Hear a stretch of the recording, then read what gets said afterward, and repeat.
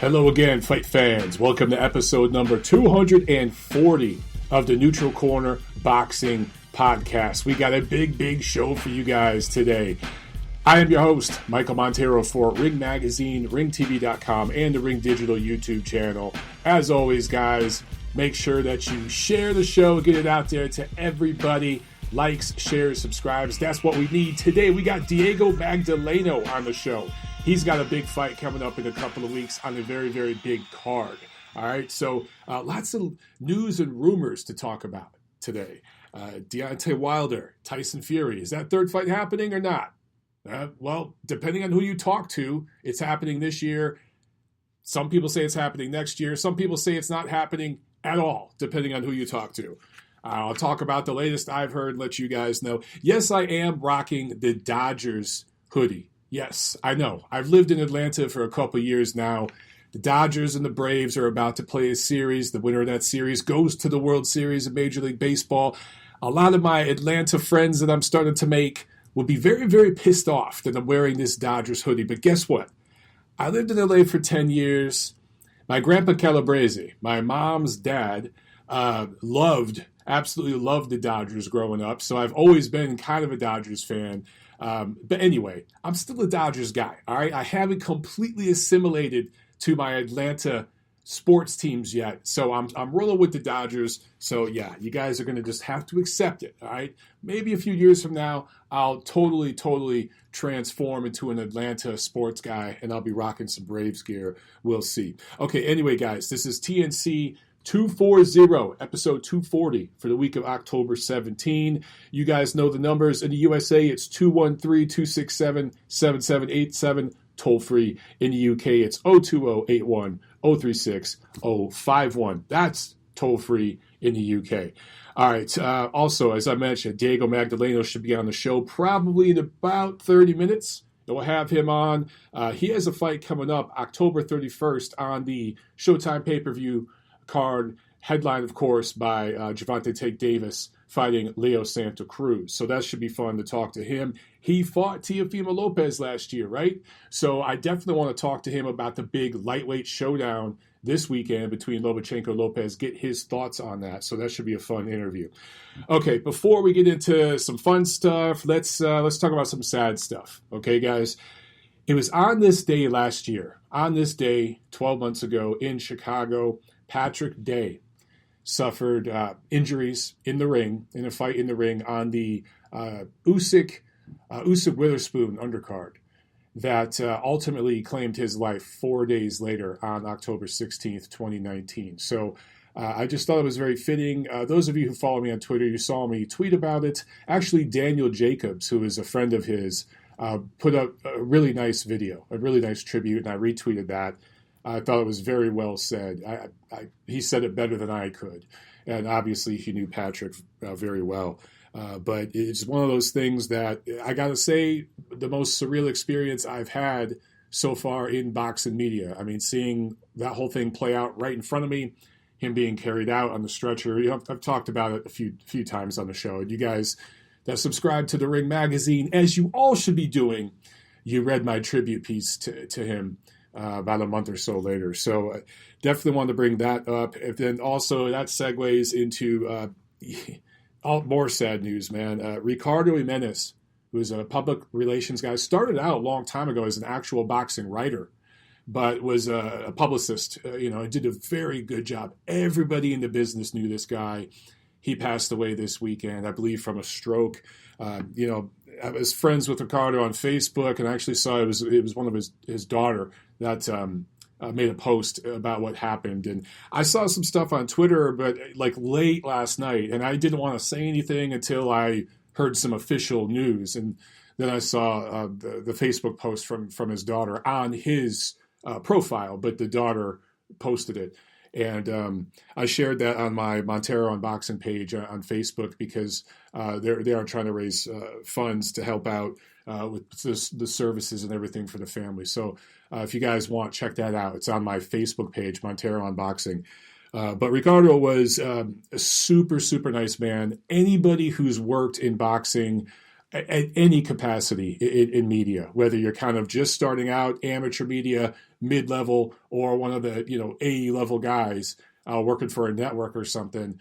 You've spent time with Ricardo, and or if you tried to get a fighter interview or something, you've worked with him to set that up, or credential situations at a fight, that kind of stuff. Just always super, super nice man. Just a super great guy. So that was really, really sad to hear about. So just wanted to put that right out at the start of the show. Just if you guys, as always, like I always say, we're all boxing family, right? This is a crazy niche sport with crazy fans and crazy athletes and crazy promoters and crazy network people. We're all a little insane to be a part of this business to whatever capacity it is. But in the end, we are all family. It might be a crazy dysfunctional family that argues at every holiday, but we are a family. So I just want to put that out there, guys. Keep these men in your thoughts. Keep their families in your thoughts, because they deserve that. So anyway, okay. International Boxing Hall of Fame ballot. So I'm an official voter, and I was thinking I would do, you see a lot of people that vote for the International Boxing Hall of Fame. It's the popular thing to take a picture of your ballot and post it on Twitter or post it on Facebook or whatever it is and show everyone who you voted for. Well, I decided not to do that. I actually sent off my paperwork this morning to those guys up in Canastota. But I was, for those of you who don't know, so you have to vote for 3 men every year, 3 male fighters, and 2 female fighters every year. Now, females are included, for those of you who don't know. That started last year. You could vote for up to 3 women, up to 5 men. So for me, there were 3 guys on the ballot this year that were locks. There were 2 women who were locks. And I thought about just voting for 2 women, 3 men. I ended up voting for the full limit. I voted for 3 women, 5 men.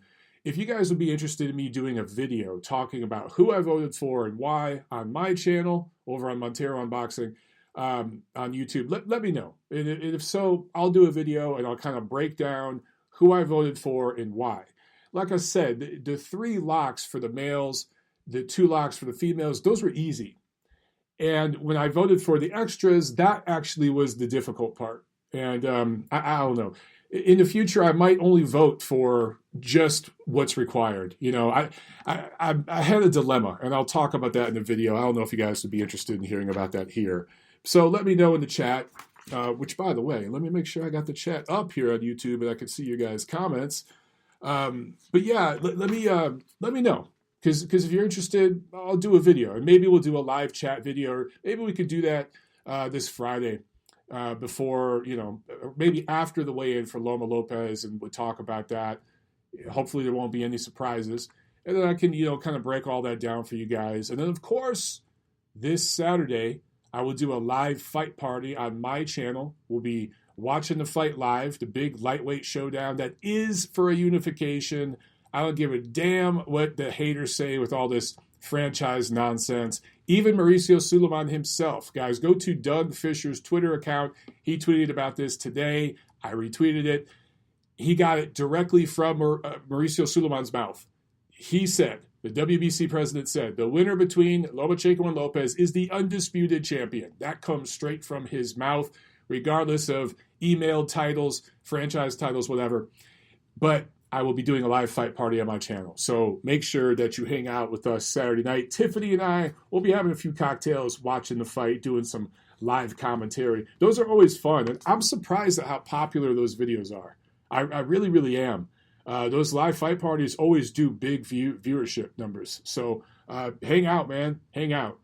All right. Let's get into some news. Well, you know what? Let's start with some rumors. So the rumor is, this is the rumor, that Tyson Fury, Deontay Wilder, not only is the fight not happening this year, but it's not happening. The rumor, and again, this has not been substantiated by a legit source, at least not in writing. No one's put this out from either camp. But the rumor is that there is like a certain date, a certain threshold where it's like, hey, if we don't sign for this 3rd fight, if the Wilder side doesn't sign by this date, we, the Fury side, can move forward. And it would have been in reverse had Wilder won the rematch. So apparently that date has come and gone, and now Fury is free to make a fight. And I'm sure you guys saw on his social media, he posted, this is directly from Tyson Fury's Twitter. It's directly from him. He said he's going to do a homecoming fight by the end of this year. So again, the rumor is that it's going to be December, possibly December 5. It could be December 12. I don't know.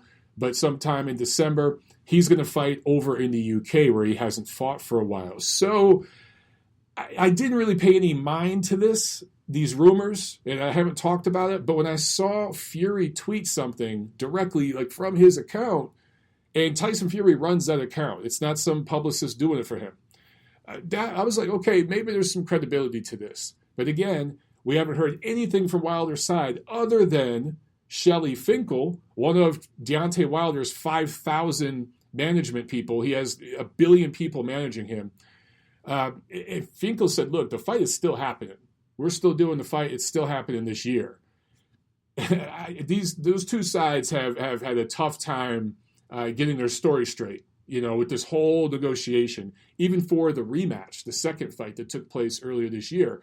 Remember how long that took, man. It took like 1.5 years almost to happen. There was a difficult negotiation process, and both sides were saying different things, speaking different languages. At this point, if Tyson Fury is tweeting something from his own Twitter account and him and his team feel confident enough to put it out there publicly, I'd have to say there's some legs to this story, and that perhaps we get the third fight next year, but there's a big chance right now that it looks like we don't get it. And I don't know about you guys, but to me, I don't care to see it a third time.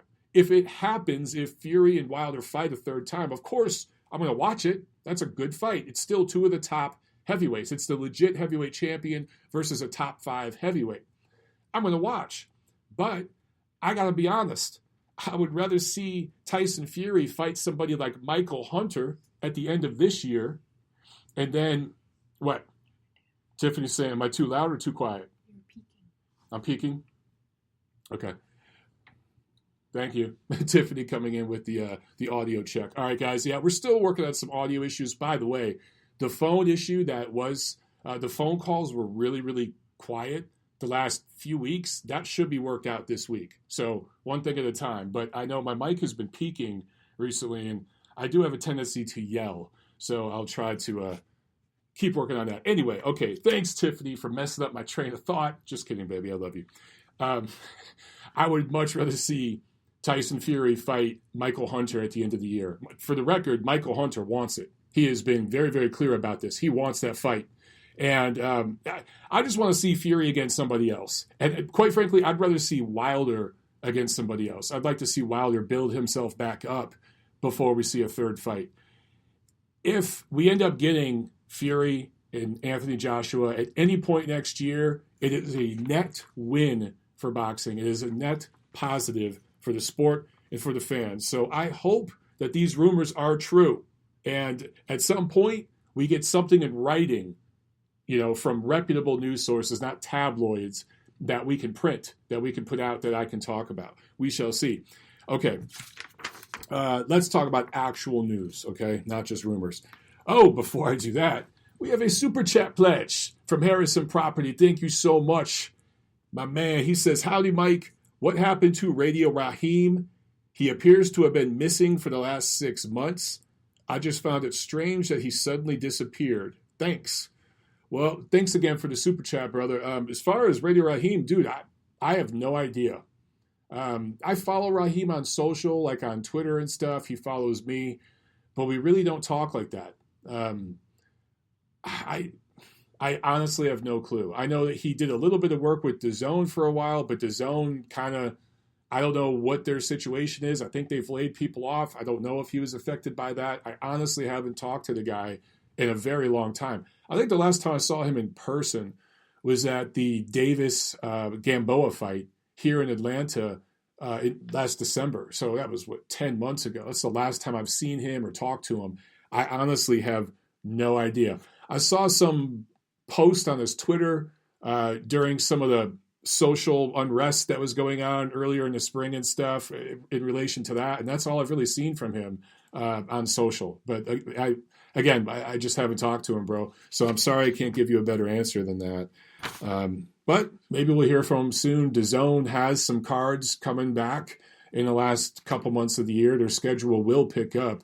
They've had an abysmal 2020, but so have most people. Let's be honest, most platforms. Okay, but speaking of, Daniel Dubois and Joe Joyce set for November 28th, and I think that's DAZN here in the United States, but over in or maybe I'm sorry, guys, that's ESPN Plus, I believe, here in the United States. But over in the UK, no pay-per-view. So I know a lot of you UK guys get bombarded with the pay-per-views over there. This fight between Daniel Dubois and Joe Joyce is on regular BT Sport, which is really, really cool. That's a heavyweight fight a lot of people have been anticipating and looking forward to. And the fact that that's going down with no pay-per-view over in the UK, where these are two domestic UK guys over there, right? Not that they're huge brands or anything, but they're two undefeated heavyweights from the UK.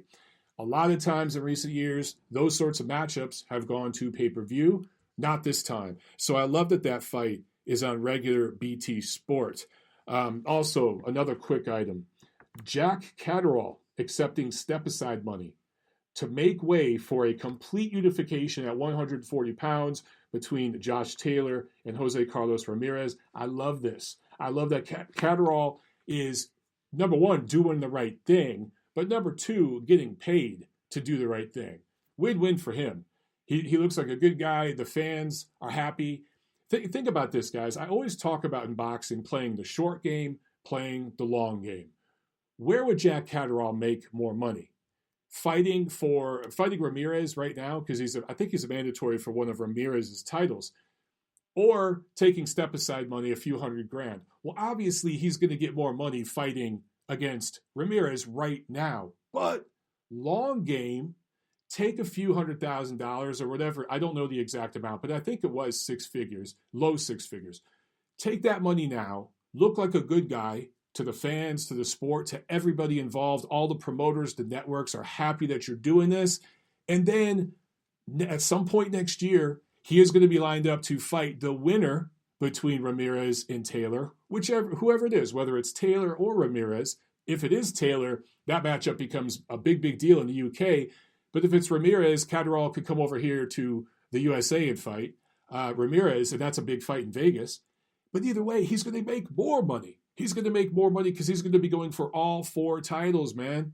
So do you want the instant gratification to fight for two titles right now, because Ramirez has two titles, and yeah, you're going to get probably a seven-figure payday or high six figures, or do you want to wait maybe a year, take a little step-aside money, make everybody happy, look like the good guy, and then by this point next year, fight either Taylor or Ramirez for definitely seven figures, because you're going for all four titles in a big, big fight. Obviously, if you play the long game there, in the end, you do better for yourself. I wish more people in boxing, not just fighters, but especially fighters, I got to say, but also networks, promoters, everybody, would play the long game more, because when you play the long game, generally speaking, not in every case, but generally speaking, it serves the fans and the sport better. So props to you, Mr. Catterall, for doing the right thing. That means that probably early next year, early next spring, we're going to get a fight between Taylor and Ramirez. And ladies and gentlemen, that is one of the best fights you can make in boxing. One of the best fights, hands down, that you can make in the sport. Awesome. Everybody wins. When you do the right thing, everybody wins. See how that shit works? All right, we got a couple more super chats. We got, I got Harrison Property. Thank you again. Trent Nonpareil with the super chat. Thank you so much, Trent. He says, what's the better card on December 5th? Garcia versus Spence pay-per-view. I think that's Fox pay-per-view. Or Campbell versus Garcia on DAZN. I'm more hyped for Campbell. Guess Kitrov Alexander is finally happening Friday. Yes, it is. Man, that's a good question. That's a really good question. I got to tell you, look, on paper, okay, on paper, Spence versus Garcia is a bigger fight because it's two established guys, right? It's two established guys. But in the end, I think the better fight that's going to provide more action is going to be between Garcia and Campbell, not only because of styles, but because we don't know what to expect 100% from King Rai, from Garcia. What happens when Campbell lands flush? What happens when he can't just, when he fights a guy that just won't stand in front of him and like a punching bag, like pretty much everyone that King Rai has fought so far? What happens when he's in there with a guy who's actually taller and longer than him, or at least as tall and long as he is? King Rai has only fought much smaller guys up to this point. He's also going to be fighting the most experienced, most accomplished fighter of his career. And yeah, Campbell might be a little bit past his peak, but all things considered, he is still obviously a top 10 lightweight. Very well proven lightweight, who obviously Olympic gold medalist, right? Very accomplished. On the flip side, for Campbell, he's been dropped a couple times, but never stopped. What if King Rai actually lands something explosive? Maybe he takes some lumps early on, shows us something, and stops Campbell late. What a statement that would be, right? I don't think you're going to get that kind of drama with Spence Garcia. I hate to say this, guys. The welterweight fights that PBC has put on in recent years, they're always entertaining. They're solid scraps. But if you look, prove me wrong here. They pretty much always go 12 rounds. They're exciting, but I do think some of them have been a little overrated. I thought Spence versus Porter was a good fight, but was it a great all-time welterweight scrap? No, it just wasn't. The fights between Thurman and Porter, Thurman and Garcia, good fights. Great fights? I don't know about that. So I mention that because Spence coming off this car accident, there is an X factor there. We don't know what to expect, but I think he's going to be tentative in this fight. He's going to stay on the back foot, stay behind his jab, and box. And I just don't think Garcia is going to be able to touch him that much. I think we're going to get a very it's not going to be a bad fight. It's going to be a good fight. But I think it's going to be $80 worth versus the $20 you get for a whole month on the zone. I got to tell you, I know people are going to think I'm nuts. I'm more looking forward to the Garcia-Campbell fight in terms of watching it because we're going to get answers to more questions, I believe, in that fight. I think Spence is going to win a decision against Danny Garcia. I think it's going to be 8-4, but one of the judges will have it a draw, or two of them will have it 115, 113, something like that. And people on Twitter will say Garcia got robbed again, which is ridiculous. I thought Garcia clearly lost to Thurman. And who else did he fight recently? Was it Porter? I thought he lost those fights. But he'll clearly lose to Spence, but it will be close enough, at least on the scorecards, which is something I see more and more and more from judges, which I'll talk about in the fight review at the Navarrete-Villa fight. That's how I see that fight going, man. So I got to say, like, dollars to donuts, if you're paying for it, I like the Garcia-Campbell fight because Garcia might be one of the next big rising stars in the sport, and this is his first real test. And it is a real test. It's not just a paper test. It's the real deal. That's just the way I see it. But if the one thing I will say, Spence Garcia, I love that there's going to be fans. That will make it a fun show because there will be fans in attendance. And last time I was in Dallas and I saw Spence fight the other Garcia, Mikey Garcia, the fans were awesome. It was a great atmosphere, great crowd. But Renee Salcido in the chat says Garcia way overrated. I assume you're talking about Danny Garcia. Look, I tend to agree. Danny Garcia was at one point the best junior welterweight in the world, the best. But at welterweight, he's a top 10 guy, but he's a lower top 10 welterweight right now, and he's just not at the level. He's just the right guy with enough of a name and everything to give Spence a push. Coming off, I do give Spence a ton of credit. He could have came back and fought anybody, and none of us would have minded if he took on. He could have fought the 85th ranked guy. None of us would have said a damn thing coming off his accident. I give him credit for fighting Garcia, but there's also 8 figures in it for him. 8-figure payday. That's why he's doing it as well. So he's getting well paid for this, and that's what Spence is going to be from here on out, guys. The business plan at PBC is to get these guys going on pay-per-view, and then they're going to fight twice a year on pay-per-view. That is the plan with Wilder, Spence, Tank Davis, the Charlo brothers. These guys going forward are going to fight twice a year on pay-per-view. That's what you're going to get. Don't shoot the messenger, but that's the business plan over there. It's the same business plan we saw in the 90s on HBO and stuff, and even Showtime. they're just kind of continuing with that. They're just doing it on Fox, some of it. That's where they're getting a lot of the budget from, and then still Showtime. So, you know what? We got another super chat. Another super chat from Sabby MD. Thank you so much. He says, "What's up, Mike? Finally caught a live show. Awesome. Thank you for watching live, brother." He says, "Congrats on all the well-earned success you've been enjoying personally and professionally. All the best, brother. Any update on a P.O. box for fan mail? LOL." Dude, that's a great question. I need to set that up, man. I got to say, most people don't do the snail mail anymore. They don't send letters. But I have received a few from folks from several different countries that have actually sent letters to publications I write for, and those publications have forwarded them to me. I will say this. If you ever want to send me anything, of course you could do it here on the show and everything. But if you want to send me an email, it's monteroonboxing@gmail.com. Easy peasy. But if you think, if you'd like for me to set up a P.O. box or something like that, I absolutely could, man.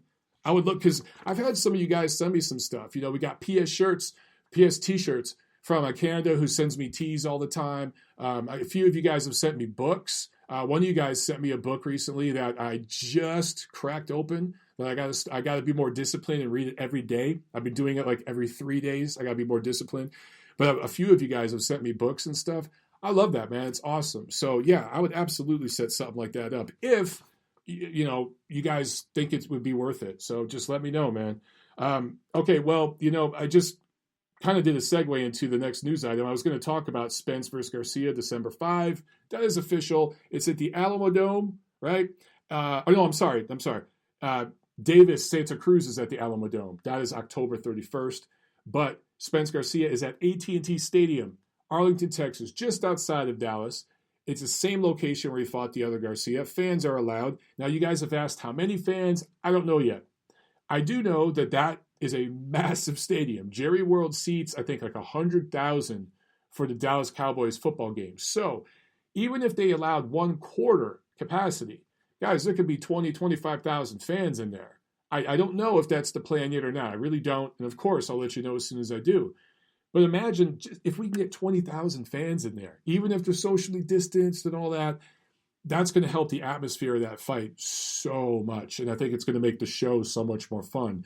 And I should state again for the record, I'm looking forward to that fight, especially with fans there. It's just, I wish it wasn't on pay-per-view. I wish that fight was on regular Fox. I think it'd be that much better. But I feel like that's something I'm going to be saying a lot in coming months. One other fight that is, we don't have an official date and venue yet, but it is done. Jamel Herring, Carl Frampton. It's on. I spoke with Jamel this weekend. You guys saw my piece on Ring TV where I interviewed him. He sounded off about the fight with Carl Frampton, but also some of the grief and the heat that the fans gave him after his last fight, just where he's at with all of that. I posted that on ringtv.com this weekend. So that fight is going to happen probably in December. They were originally thinking UK, but now there's a possibility it could happen here in the States, and which I think is cool. Either way, it's cool. But Jamel is the champ. So if there's a way it could happen here, I think that's doing right by him. But if it's in a jurisdiction where you can't have fans and you could go over to the UK and have fans, I think they'll go over there. We shall see. The winner must face Stevenson. Shakur Stevenson. Of course, the WBO mandated that. So Herring and Frampton, Herring has the 130 WBO title, and I think Stevenson's last fight was like for an interim version of it or whatever. He's basically the mandatory. At some point next year, the winner between Herring and Frampton would have to face Stevenson. I did ask Jamel about that. He said, yeah, I'd be willing to fight him. He's a good fighter. He might be the future of the sport. Spoke very well of Shakur, but he said, right now, dude, I'm not thinking about Stevenson. I'm not talking about him. It's 100% Carl Frampton. So I'm looking forward to that one when it happens. It should happen, I think, in December at some point. We shall see. Okay. Quick review of last week. We'll see. We probably got a few more minutes before Diego's on the line. So last Wednesday, October 7th, Mohegan Sun Casino in Connecticut, Showtime came back with Showbox. And Charles Conwell, recent guest of the show, scored a KO9 win over Wendy Toussaint. Good performance from Conwell, and he keeps marching forward. He still stays under the radar. He's a quiet guy. He doesn't have the most marketable personality. He's just a fighter who wants to punch in, punch out, punch the clock, right? Time in, time out, go to work, come home. That's his job. And I think that at some point he's going to be lined up for a title shot, and he's going to be a legit player in that junior middleweight division, which there's a lot of young talent coming up right now that's going to replace the current talent at the top, and I think be better. People talk about that division being loaded right now. I think it might slightly be overrated by some. The young, fresh talent, the prospects coming up right now that are going to be at the top of the 154-pound division in the next 2 or 3 years are going to be even better than this current crop. It's going to be a loaded division for a while. I truly, truly believe that. Also on that card, undefeated welterweight prospect out of California, Brandon Lee, looked really, really good, scoring a KO1 win. And Friday, October 9th at the MGM Grand on ESPN, Emanuel Navarrete scores a unanimous decision win over Ruben Villa. Dropped him twice early, I think, in the first and fourth rounds. Since winning his title in December of 2018 against Isaac Dogbe, Navarrete fought 4 times last year. He fought 3 times this year. And yes, the opposition hasn't always been top level, but Ruben Villa is a pretty good fighter. I think he is a legit top 10 fighter in that division. And so I give Navarrete a lot of credit for winning the way he did against an undefeated boxer with a lot of amateur experience, very highly skilled fighter.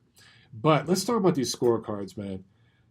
Tim Cheatham, who I liked him. I've talked to Tim in person and on social. Tim, if you're listening, I love you, bro. I think you do a good job most of the time. But 114-112, and Max DeLuca, veteran judge, had the same score, 114-112. That basically means without the 2 knockdowns, you guys saw this as a draw. That is not the fight that took place, man. That is just not the fight that took place. And Patricia Morse-Jarman scored at 115-111, or in other words, 7 rounds to 5. Even that was too close. And this brings me back to what I was talking about a few minutes ago during the news and rumors segment. There are too many judges now that there is a trend, and I'm not the only one that's talked about this. In fact, a couple folks at Ring Magazine on the Ring Ratings Committee, when we were talking this weekend about this fight, they brought it up too. I'm sorry, I can't remember the exact names. I'm sorry. But I'm not the only one noticing this, okay?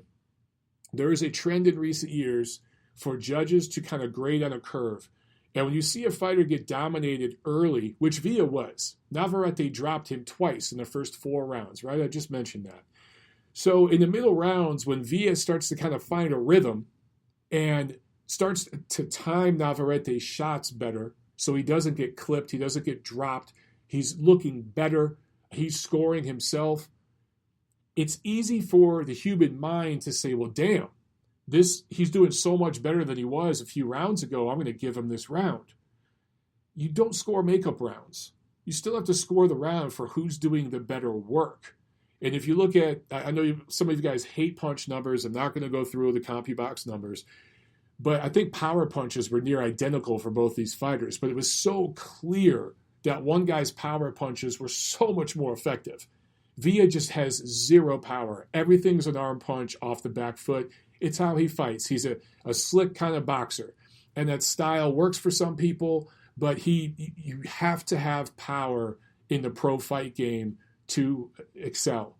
The only guy I could think of who didn't have that kind of power, who really carved out a good career for himself in recent years, was Paulie Malanagi, who won legitimate titles, legitimate world titles, and he just had no power. And the way he fought, he was about boxing and movement, and you could not keep certain guys off him. That's why he had trouble against guys like Hatton. Remember what Ricky Hatton did to Paulie, right? So with Villa, he just could not keep Navarrete off.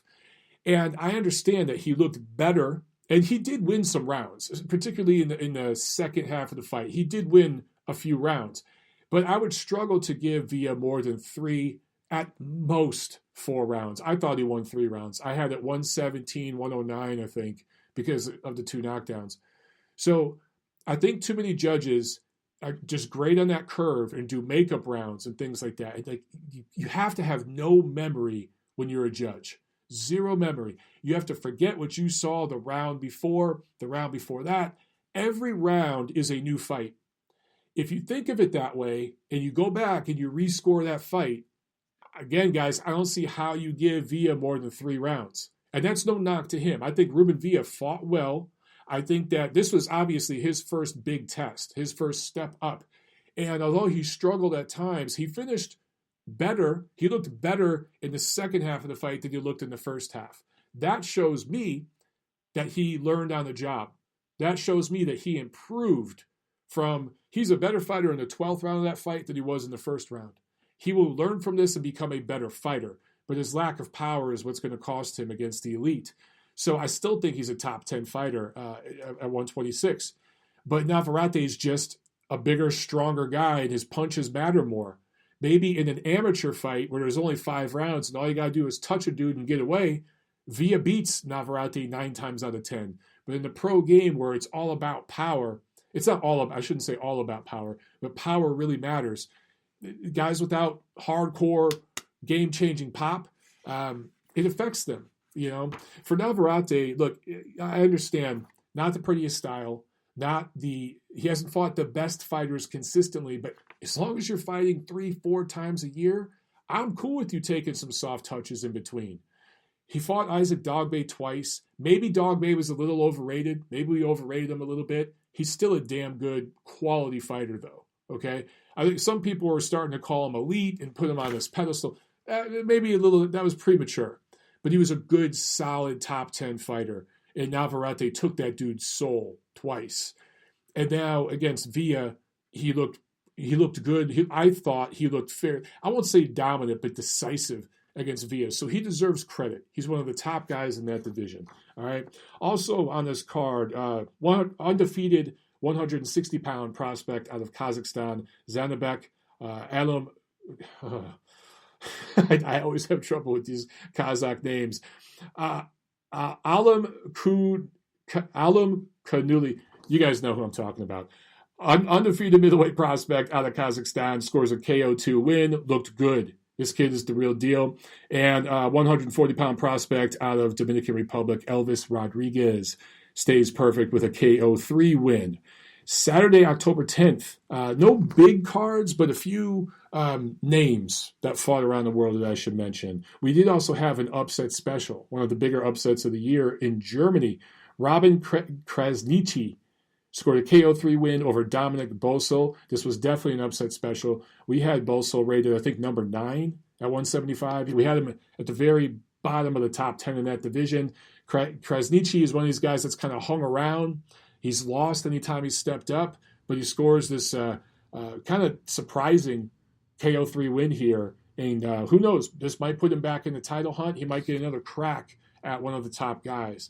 Also in England, Liam Williams scores a KO1 win.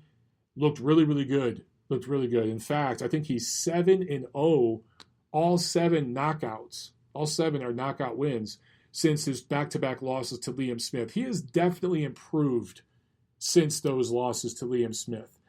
I think you can make an argument he might beat Liam Smith if they fought today.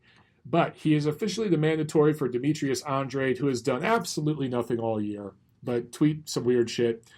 If Liam Williams and Demetrius Andrade end up fighting at the very end of the year in December, I'm cool with it. I know a lot of people, when that fight was talked about, were shitting all over it. They didn't like it. Look, man, I'm cool with it. I think Liam Williams has done enough. 7-0, 7 knockouts. Not the best opposition, but he's done what he's supposed to do. And he's earned that shot with Andrade. I'm good with it. Also, David Lemieux scores a KO5 win in Canada. He has KO'd his opponent was KO'd in 4 of his last 5 fights. So let's not get too excited, David Lemieux fans. He called out the whole super middleweight division. I get it. Great, impressive knockout win, but you do have to take opposition into consideration, right? So this dude's been knocked out in 4 of his last 5 fights.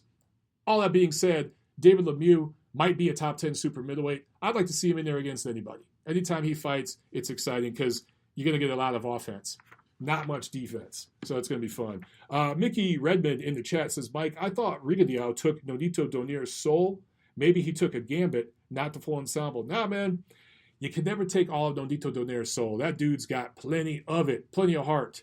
But he sure did take a soul for a while. Nonito was different for a while, huh? But Nonito hung around, and credit to him. Now, where he's at in his career, you go back to after that Rigo fight, a lot of people didn't think he'd be around much longer. Look at him now. So you can never count a fighter out, guys. All right, let's jump over to the phone here and bring our guest on. I think Diego's on the line here. Hang on one second, guys. Mr. Magdaleno, is that you, sir? Yes, sir. Fuego is here. How you guys doing? Doing well, man. How you doing? I am doing great. I just kicked ass in the gym today. I just finished up. I'm ready to rock and roll with you guys. I'm here. I'm live. All right, brother.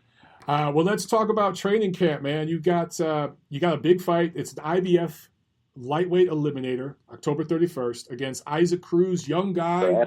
What do you know about Isaac Cruz? Look, I know that he's a young fighter. I know that he's a right-handed 5'4", 5'5", so I definitely have reach and height on him. But what I know about these Mexican fighters, and Top Rank did a great job of lining me up with tough, rugged Mexican fighters throughout my career, so it's something I haven't, it's nothing that's going to be shocking or new to me. Right. What I know is that he's going to come and, try to take me out. A lot of his punches are wild punches. They're wide, The first thing, just knowing the sport and knowing the Mexican background, the Mexican style is go to his body and, come over the top with something, with the taller guy. So I know that those are things he's going to be coming at me. Me is kind of, what my plan is kind of going back to what I started, back to the boxing, okay, and processing that with what Bones has been teaching me now, current, Yeah, you've been with Bones for what? Is this your second or third fight with Bones? My second fight. Yes, okay, second fight with Bones. And you guys saw in my last fight, they put me against, this, what it looked like on paper, a knockout artist, right? Austin Dulé, who was only 24 years old, uprising kid, a big star who was going to walk right through me. And I got in the ring and I punished him. Right. I punished him. So I intend on doing the same thing with this new guy who, another young fighter, hungry guy, I'm going in there, I'm serving ass whoopings and giving out, snow cones at the end of it. You're never too old to be better. I'm a father of a 3-year-old, but I have a good head on my shoulders and I'm smart. The only time I've gotten in trouble is when I lost the game plan, when I didn't think methodically like I know how to do, and I just start swinging for the fences. That's when I lose it. Well, how do you prevent that this time? How do you prevent that? Because let me say, this is the co-main to the big show, right? Davis and Santa Cruz, Showtime pay-per-view. This is a big stage. How do you – and now there's going to be fans there. You're going to be at the Alamo Dome. There's going to be, I would guess, at least over 10,000 fans, even socially distanced and everything. Hey, you got the Mexican-American fans there. You're going to have Tanks fans there who are crazy too, right? They're crazy passionate. So how do you keep yourself from getting lured into a brawl, man? How do you stay smart with that? Experience, and that's what I have over this kid. Okay. I have a ton of experience over him, and that's what I have that favors me over my last opponent, over my future opponents. I've been in the ring and I put in work, and I have these experiences that I've learned from, and I'm going to be the first one to say it. 2020 has been great and magnificent to me. I started out with a roar, with some fire in February. I kicked ass. I showed everyone that, hey, you're never too old to be better. You're back in the winner's circle. I am in the top 10 of the world again, fighting for a world title eliminator, my next fight. and again with a crowd. So I didn't experience it. The only experience I don't have is fighting with no crowd. Oh yeah, it's a good point because you fought just before all the crazy shit happened. The pandemic happened, and now you're coming back after it. So man, you've had perfect timing this year. Damn, dude. That's awesome. That's man. what I'm saying. Grateful. Man, so let me ask you about the fans. Are you excited that you're going to be in front of fans? I mean, does that make a difference? Because I've asked a lot of fighters about this, and they try to be stoic, and they're like, "Oh man, it don't matter. I'm still doing my job." Blah blah. But I gotta think in the back of your mind, you're like, "Man, I want some fucking fans there, right?" That's gotta matter. Hell yeah. Yeah. Okay. Hell yeah, the fans matter because it makes a difference when you land a clean shot and you hear the fans going, "Oh," you know what I mean? Right. It only motivates you and it gives you that extra boost to keep going, to keep on, trying to take them out. It makes a difference in a fight. It really makes a big, big difference. You know what I mean? It's not like what other people, a lot of fighters. Yeah, I've listened to a lot of fighters sit there and say, "Oh, when you get in the bell rings, it's just go time." Right. No, it's completely different, man. We run off energy. I do. Right. I personally do. If I feel the energy, I'm going at it. You know what I mean? It's giving you that extra strength, even when you're in the last round and you're tired and you're looking for a Hail Mary to throw.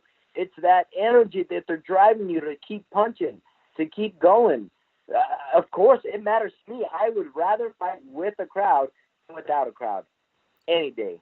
I hear you, brother, and thank you for answering that honestly, because I've asked so many fighters that question this year, and it's kind of like a wink wink when they answer, because I know what the truth is. Of course you want fans there, and like for people watching at home, they want fans too, because you talk about the energy. It bleeds through the screen, the TV screen, the computer screen, whatever the hell you're watching the fight on, because now people watch fights on their phones and shit, but whatever screen, the energy bleeds through the screen. So I wanted to ask you though, man, about the main event.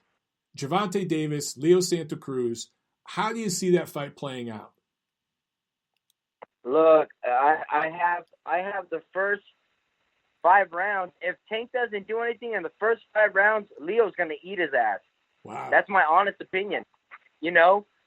I feel that it's the weight that's going to drag Tank Davis away from this fight. He comes down. He comes way too far. He gains too much weight, tries to bring it down, and then gets in the ring with knowingly he has the first few rounds to do something, to make a big shot, get him out in the first 5 rounds. Otherwise, you're going to see him do the same thing he did with Gamboa. Is put his after halfway through the fight, he went on cruise control. Yeah, he went on cruise control because he knew he had to save something in the tank. He wasn't going to take him out. He knew that much. So he was like, you know what? I'm just going to go on cruise control and finish this fight. I got the win. And that was Gamboa with some kind of injury, a leg torn injury, Achilles, you know bro. what I mean? He had a torn Achilles. Right. That was crazy. Yeah. Wow. Okay. Well, let me ask you this: do you think he's going to make weight? There's a lot of people saying he ain't going to make weight. There's going to be a deal where it's like, hey man, I'll come in at 33. I'll give you some extra money. He has that option. Yeah. Yep. He has that option, and personally, I think he's going to take that route. Okay. Well, if he does that, if he comes in a few pounds heavy, does that help him? And then does that change your prediction for the fight? It does help him a little bit. Yeah, it does. Weight does help a lot. Depends how much he's coming in over, but I still feel Leo Santa Cruz is he's a fucking nightmare. He's a train. You know what I mean? And he just keeps going. He's got that one motion and that one, he's just a green light. Go, go, go, go, go until he takes you out. I mean, yeah, he is the smaller guy, but at the end of the day, he's tough, man. Even at a smaller weight, he's tough. If you got someone just nonstop hammering away, if you don't do anything, that's what I'm calling it. The first 5 rounds, if he doesn't take him out in the first 5 rounds, I see Leo taking this fight. Wow. Well, you're on the record, man. On the record. I like that. Yeah. So you think? Well, let me ask you this: do you think Leo can get a decision? because, and I don't want to get into conspiracy theories and all this, but Tank is the A side, right? Can Leo Santa Cruz get Correct. a decision over Tank Davis? I don't know. We're fighting in Texas. That all does come into play. Just my experience alone, I don't think so. Ooh. So you're expecting controversy. Yeah, oh, definitely. Okay. Oh, yes. This is a good fight. And it's a great fight to be on. I'm super happy that PBC put me on this card. Yeah, man, I can feel your energy, bro. I can tell that you're pumped up. You sound jacked up. Yeah, I'm ready. I've been ready. It's because they pushed this fight back so many times for me. You know what I mean? This camp was a long, long camp. I'm ready now. If I could get in the ring now, I would be willing and more than ready to get in there. I'm ready to go. When did you start camp? The first time? I was, and they had me fight late August, so they called me, the first thing of July, and I was already in Central Utah in Scipio, and I was training out there on my own. You know what I mean?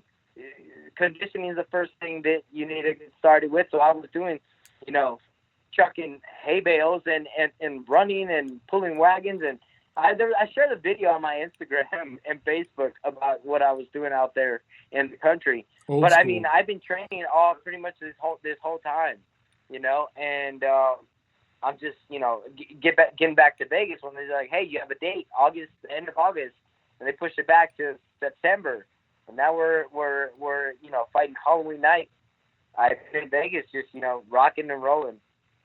So you started at Utah, but you've been in Vegas since late August, you'd say?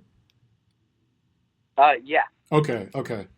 And I was going to ask you, I mean, you've come up short in title challenges before. Terry Flanagan, Roman Martinez. What lessons did you learn in those fights that you could take into this one? Because you want another crack at the title, right? And you could possibly be fighting Teofimo Lopez again, which we'll talk about in a second. But what lessons did you take from those fights that you put into this fight? Well, like I mentioned already before, when I lose my head and I throw the game plan out the window, that's when hell falls through for me. What I've learned is just you don't have to win the first round. You don't have to win the second round. You know what I mean? Those things are things that I accept any challenge. That's a good thing, and it's also a bad thing.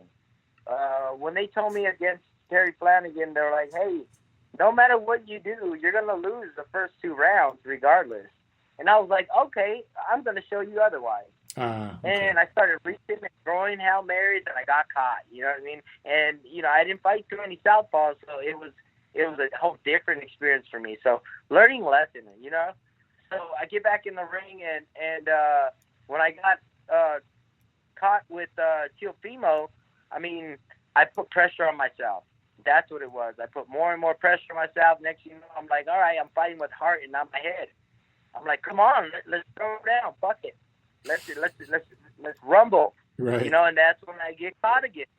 So that's just, that's my personality in a way. But of course, you have to learn from it. If you don't learn from it, you're going to get the same thing. The same result's going to happen. So going in there with a new coach and a coach who's looking out for my best interest. He knows I have a family. He knows that, Coach and I, we've known each other. We've been friends ever since, he was still fighting. He had the title. Chico Corrales was like, we go way back. I was only 9 years old when I met him. And we've been together in, different functions here in Vegas. But now that he's in my corner, he's got a different approach to me. And he's like, I trust him in my corner as far as being, there to make the right call and protecting my life, because when we go out there, we're going to war. So right. I trust him so much with my life. That's how I see it now. Dude, I love that, man. I wanted to maybe just think about something. Deontay Wilder recently fired his trainer, Mark Breland.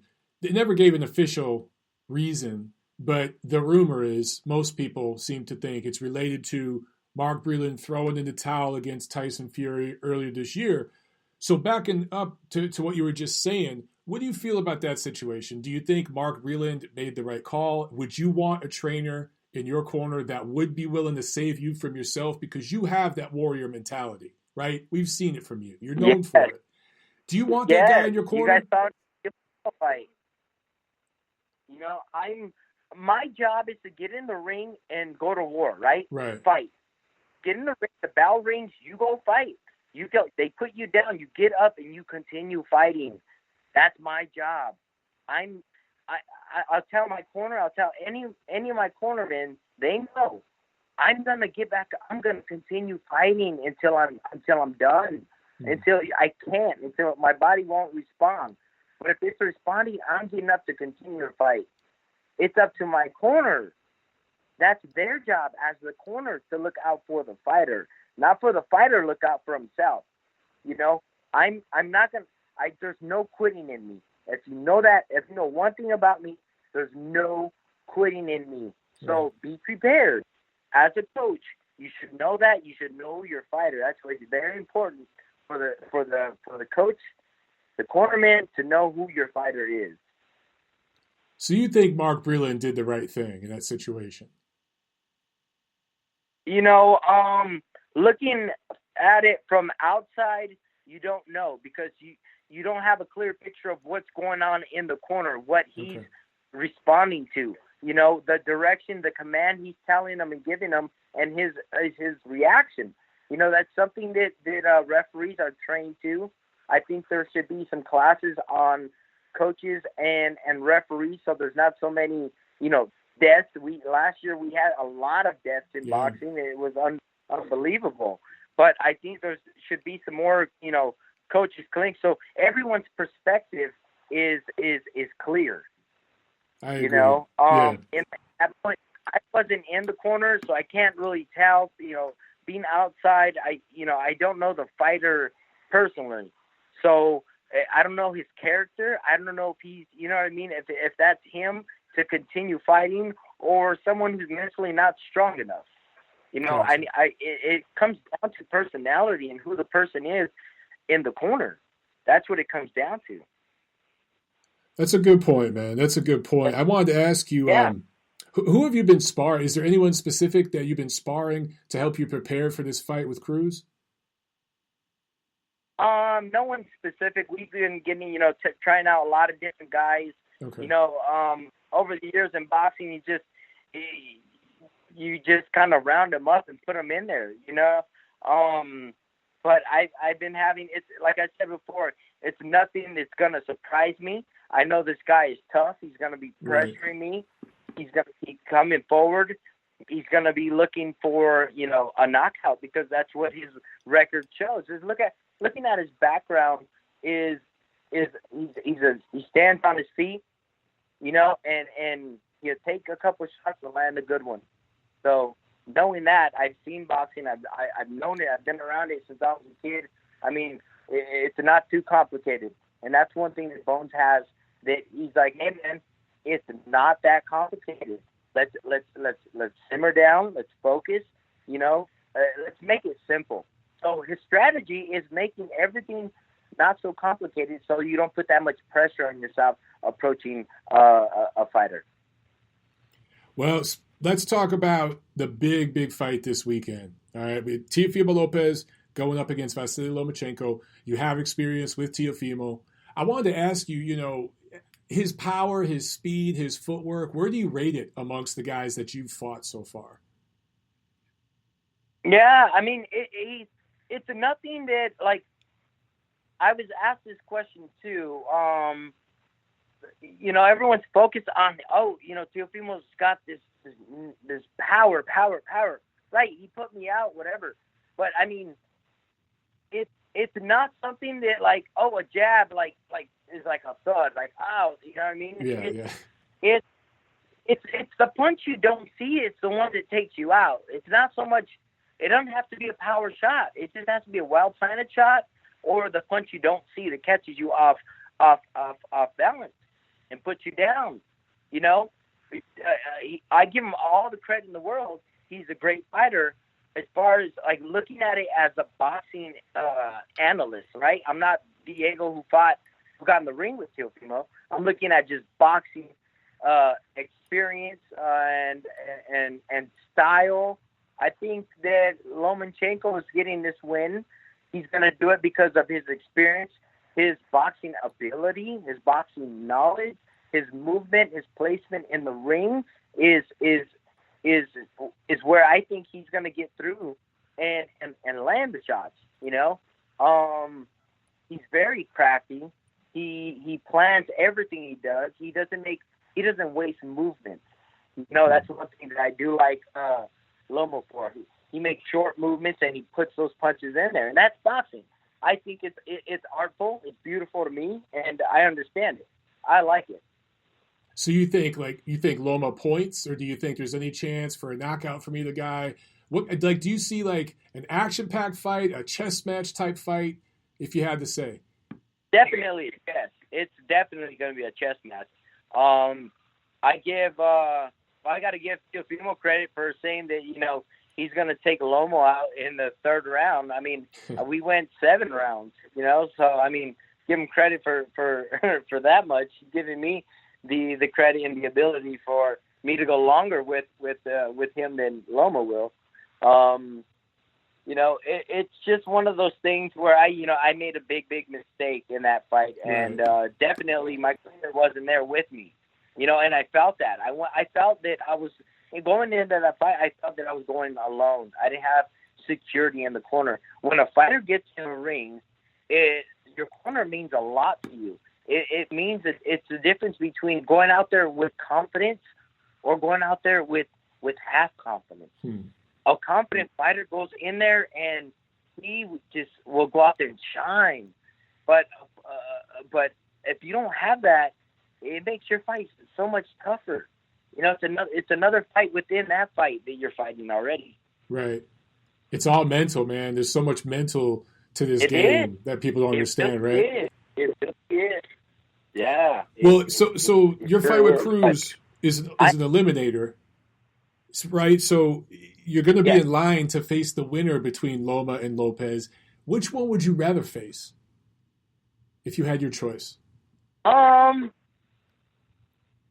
Me, which one I'd rather get back. I don't know. That's a tough one to call. I'd rather get my win back, right, with Lomachenko, but that's proving something. Now, if you look at it as a business sense, I'd rather get a fight with Lomachenko. Yeah. It's a bigger purse. Definitely. And his track record and what he's done, he's got a bigger name. Fighting Lomachenko is a better, I believe, is a bigger step. Fighting Teofimo maybe is another good one. You know what I mean? At this point in my career, I'm looking for my security. You know what I mean? Right. I'm looking for things that's going to benefit me. It's going to benefit me and my family. I have a 3-year-old. I got to look after him. If you go with ego, I'm going after Lopez. If you're going, business direction, I'm going after Lomachenko. So I mean, I would be happy with either fighter. I love my job, and I love the fact that I'm in position to be even talking about this after what happened. Everybody was calling me out. Emanuel Salas told me to retire, and he had me all set up to go work out with him and help him out as an assistant coach. And dude, I did it for a week, and I was like, "What the fuck am I doing? That's not me. I didn't make this decision. You did. I'm ready when I call it quits. It's because I'm done. You'll know, right? It's your opinion. Yeah, hell no. That's not me. I was like, sorry, I can't do this. I am out. I'll find a new coach if you want to work with me. And that's what I did. I called Bones, and Bones was like, meet me tomorrow at noon. He just didn't even ask who I'm fighting, nothing. Tomorrow, meet me in the gym at noon. I was like, I'm there. That's there. Awesome, and man. now, and look where we're at now. Ranked number 6 in the world, fighting for a title eliminator. I'm back in the winner's circle. Man, I love it. It's awesome, man. I love your answer so too. Much after that fight. Yes. After that fight, I went through so much shit, man. It was unbelievable. I was depressed. I wasn't Diego. I wasn't myself. I was hurting. I was looking for myself. Did that loss hurt the most? Did the loss to Teofimo Lopez, did it hurt the most? It hurt the most. Yeah, it struck me really, really hard. It hurt me so bad that I broke down in tears with my fiance Shannon Torres in the car when she said, "You're depressed," and I had to realize and tell myself, "Fuck, I'm depressed." But it was at that moment where when I was like, I felt okay to talk about it. That's why I could sit here and talk openly with you guys about that, because it's what helps you get a step ahead of that depression. Right. In a way, this my whole life as a kid. Hey, you're gonna be world champ. You're gonna be champ. All you hear is champ, champ, champ, and you start to believe it, right? And then you come up short, and then everyone turns their back on you and walks away. So one thing I applaud for myself is that I never quit on myself. Not one time did I quit on myself, and I continue to strive for what I want and what I believe in. And I love that more boxers are willing to talk about this kind of stuff, brother. So thank you for opening up and talking about that, because it sets an example for the youth coming up, because, dude, this is a macho sport, right? And it's old school. You're not supposed to talk about your feelings and all that. The fact that you can open up and talk about that as a grown-ass man, dude, you're saving lives just by doing that. So I want to thank you for just talking about it. Hey, I appreciate it, man. And life after boxing, when I decide to hang them up, I would love to go out there and speak to people. I've done it already, Yeah. I've done it at my elementary school, my high school, with my brother's high school. We've done work like that before, and I really do think that everyone has a story to share, and if it's helpful, some people get it. If not, on to the next. But this is just me. I'm telling you, I'm speaking my truth and what I know. On that note, brother, thank you so much for jumping on the show, man. We'll definitely do it again. Good luck in a couple weeks. Before I let you go, brother, let everyone know where they can follow you on social so they can kind of watch you as you go on your journey. Yeah, on Twitter, I'm active, man, _2fuego. On Facebook, it's Diego Magdaleno. You'll see a picture of me there for sure. After my last win. And, Instagram _2fuego also. So, reach out. I interact with my fans, on a daily basis. So, I'm very active. So, reach out, and I'm there. You guys will see me Halloween night. So, I just got off the phone with F4 Studios, Furman, and he's putting up my outfit together right now, and Awesome. It's going to be a big secret for everyone. Oh, shit. Okay. Yeah. All right, cool. I look forward to that, man. Thank you so much, Diego. Awesome. No problem. All right, man. Have a good one. All right. Thanks. Bye-bye. There he goes, ladies and gentlemen. Let me get the applause over here. There we go. Diego Magdaleno. Awesome. Awesome stuff, man. And again, I love at the end that he opened up a little bit and talked about some of the struggles after the Teofimo Lopez loss. It kind of goes back to last week, Chon Zepeda, talking about some of the times where he doubts himself, right? Tyson Fury, he's been talking about some of the issues he's had with depression. You see more and more fighters willing to talk about this. I think it's very, very healthy for all of us. Look, man, I'm just going to put it out there. In our society, men are not allowed to talk about shit like that, right? You're put down for it. Guys, it don't take away your man card.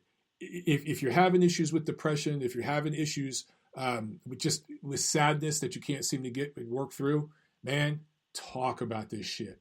Talk about it to your family, to your coworkers, to your friends, whoever. Talk about it. It helps, okay? I have family members that struggle with clinical depression. Day in and day out is a part of their life. And when I can get them to talk about it, sometimes it's just sending a text or a phone call, whatever it is, I see their mood get better and their life improves just a little bit. And the next day is a struggle all over again sometimes, but sometimes just picking up that phone every now and then and talking about what you need to, it's very, very healthy. So awesome for Diego. Thank you so much for being on the show again, man. We'll definitely have him back. You can see he's in a good place, right? And he's definitely feeling pumped for this fight in a couple weeks, which he should. It's just cool to see a guy excited like that to get back in the ring. And he was the first guy that I've been able to, on the record, say, man, we need fans. We need fans at the fights. Like he just straight up said, yes, fans are better than no fans. And I know the politically correct answer a few months ago was like, oh, I don't care. No, man, let's be honest, guys. Sports has not been the same without the fans. So I love that in a couple weeks there's going to be fans there. And that fight between him and Cruz, I actually think it's going to steal the show. I think it's going to be better than the main event. I think it's going to be the best fight on that card. I'm serious. The way that the matchup, the styles and everything, I haven't seen much of Cruz, but from what I've heard from people, I've asked around a little bit. Born in Mexico, I think now, lives and trains out of America. I can't remember exactly where. Last few fights were in America. He's hungry, he's young, he's coming for it. Diego, much older, more experienced. But with the fans there, once they get going, once some leather connects, those two are going to be fun to watch. All right, let's do a quick preview, guys. Friday, the 16th, there's a Telemundo card from, I think it's Kissimmee, Florida. I know it's somewhere in Florida, but I believe it's Kissimmee, Florida.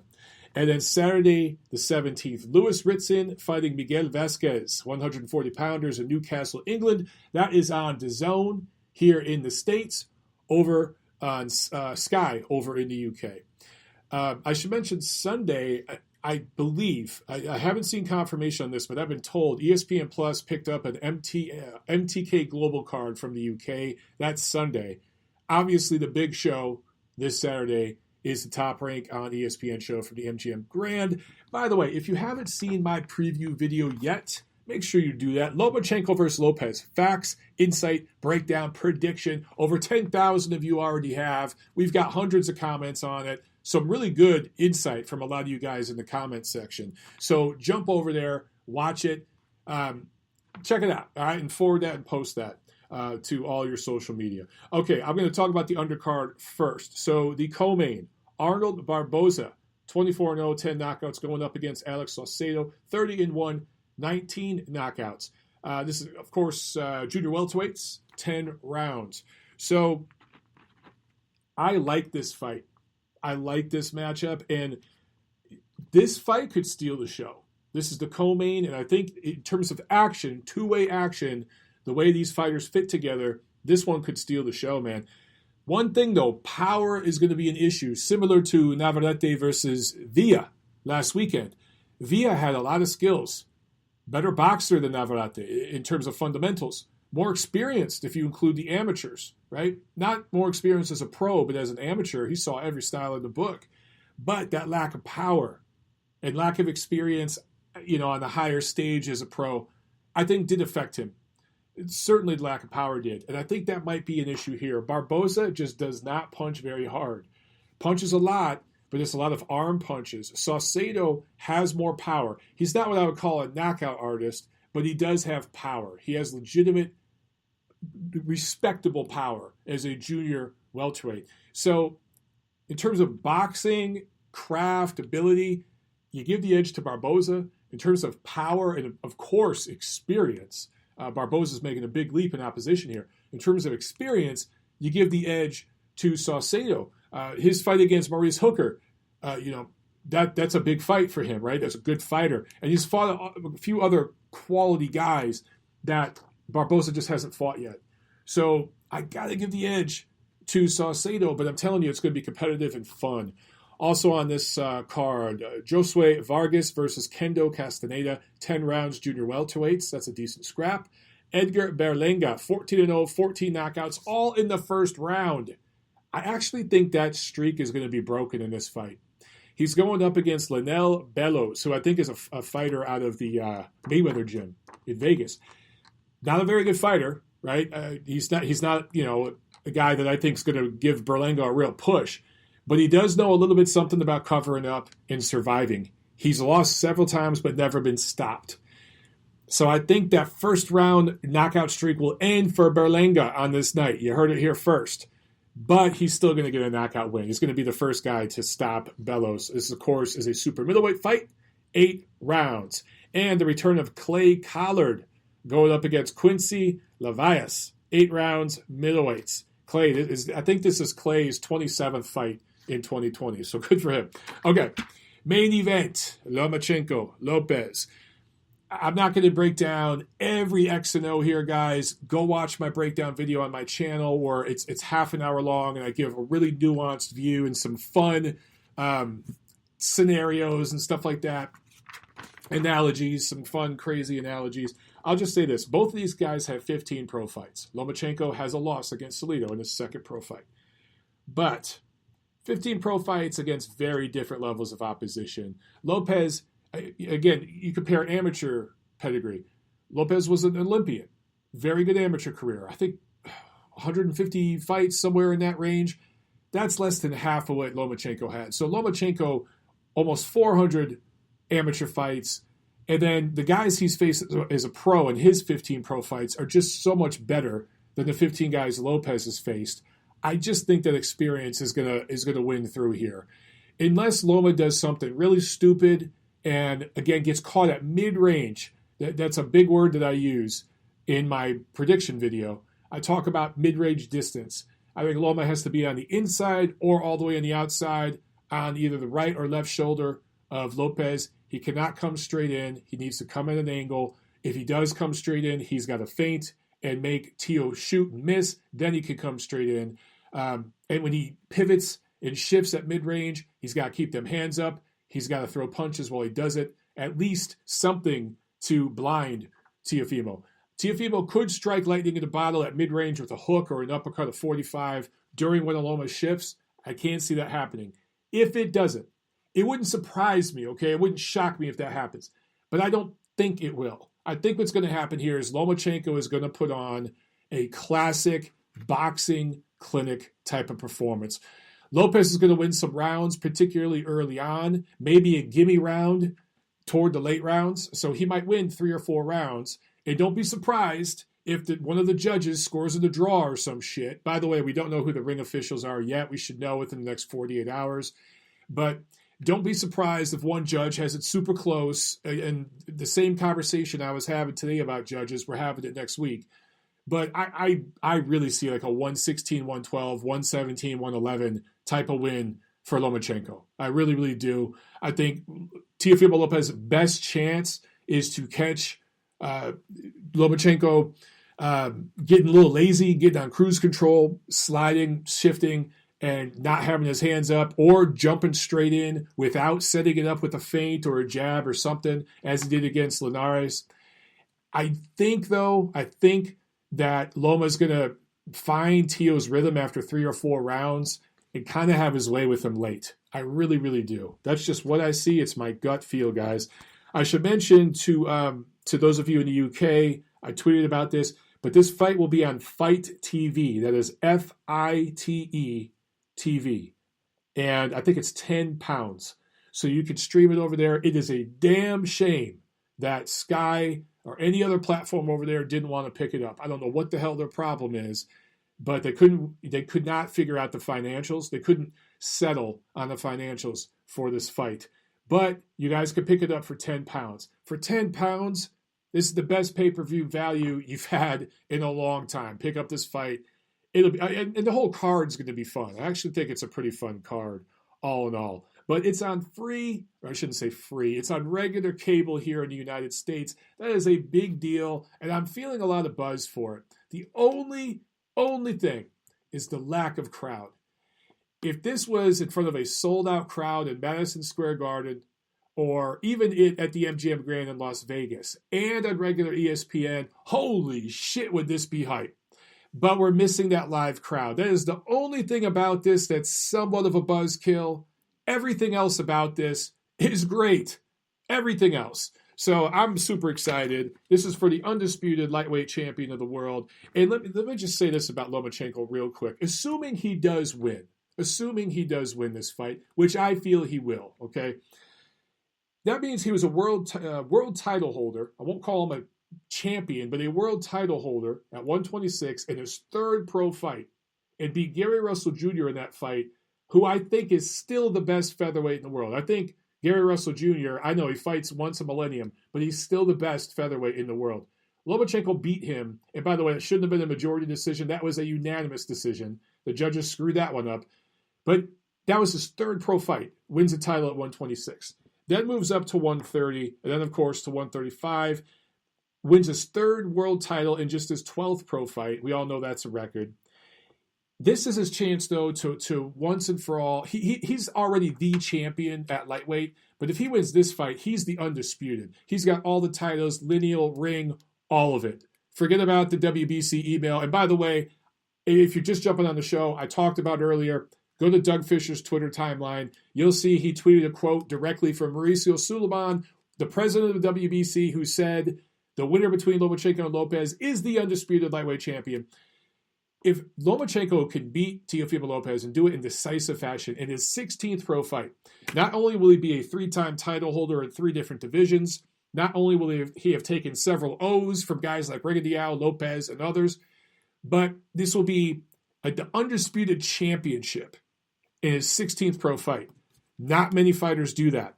It's special stuff. If he wins this fight, he is pound for pound number 1 in the world. I'm not going to say that definitively just yet. We got to see the fight and see how he wins. That's the stakes for this fight. There's huge stakes on the line here. For Lopez, if he does strike lightning in a bottle, he catches Lomachenko, knocks him cold, ices him in the 3rd round, as he's promised that everyone is going to do. That would be I want to say the performance of the year, because as great as Tyson Fury's performance was against Deontay Wilder, no one had Deontay Wilder on pound for pound list. Nobody credible did.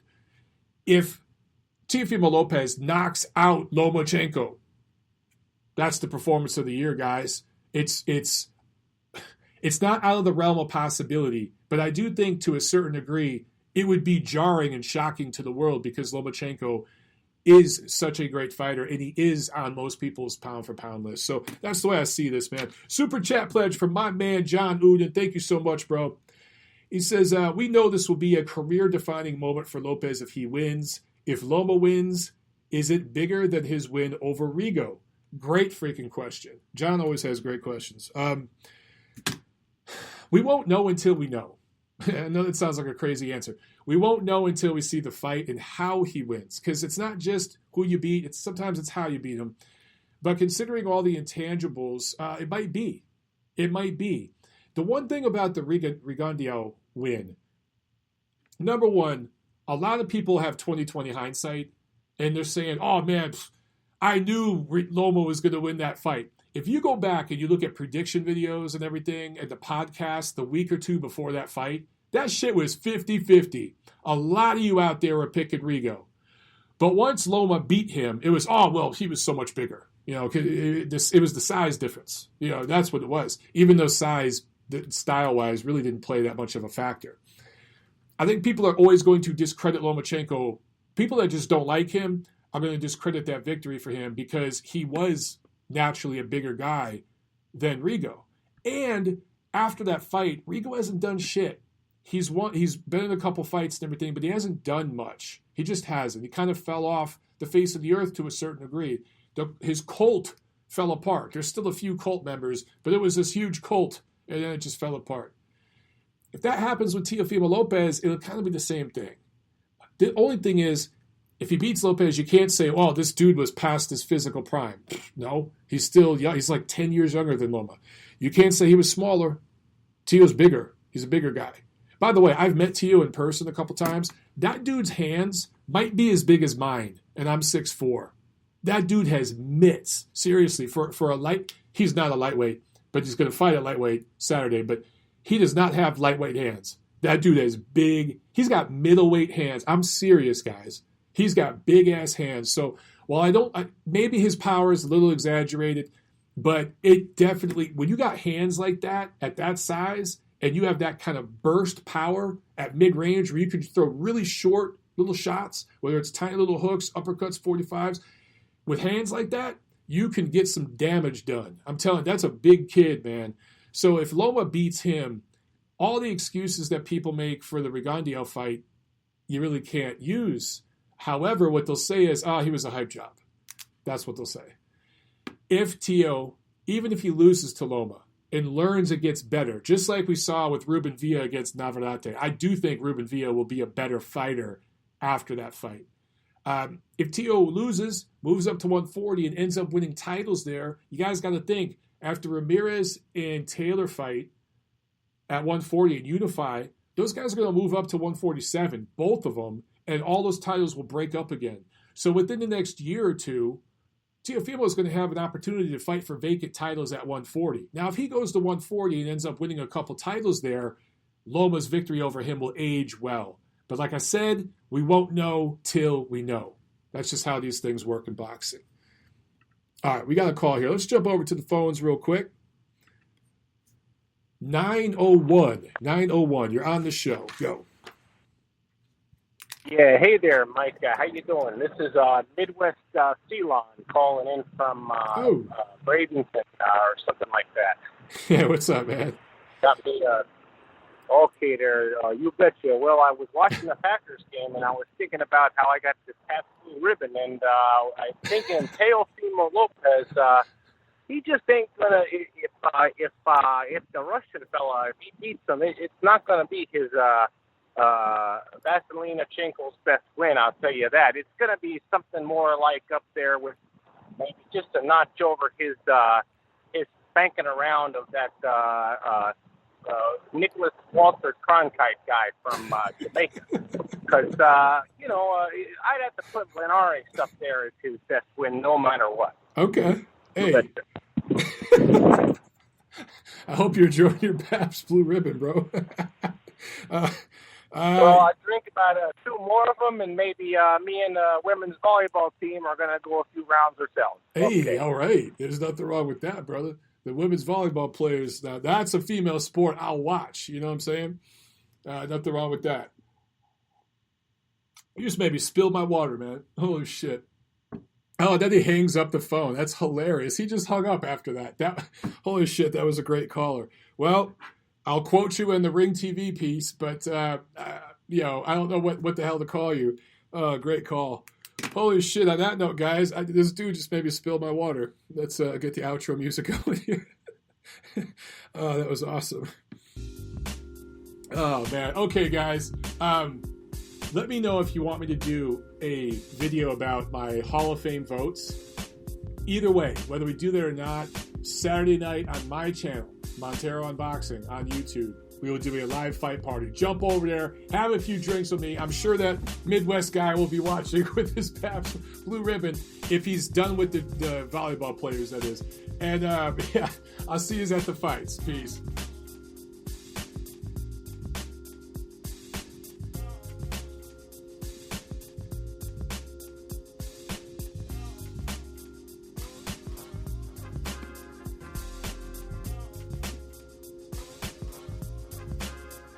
You